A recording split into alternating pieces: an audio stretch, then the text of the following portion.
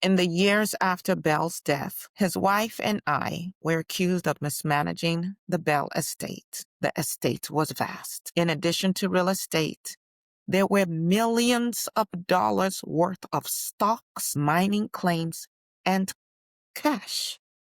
The Chronicle claimed that the Bell estate yielded $40,000 a year at the time of Thomas Bell's death. Now, what happens when there are great sums of money at stake?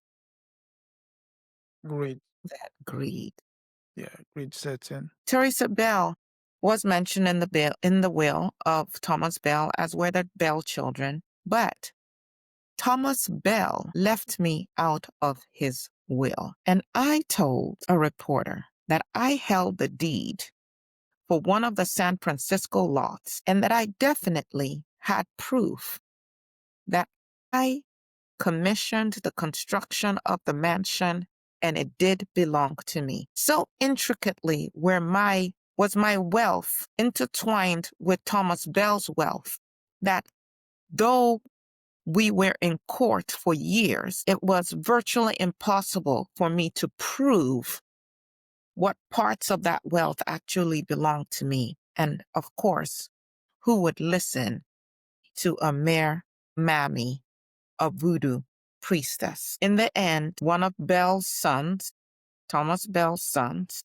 in a guardianship suit, was able to wrest most of my assets from me. He chose not to have any issue with the Bell children, but instead to call out the greedy attorneys. And on November 9th, 1899, the San Francisco Call reprinted excerpts of my letter to Judge Cuffey, who was in charge of Fred Bell's guardianship case.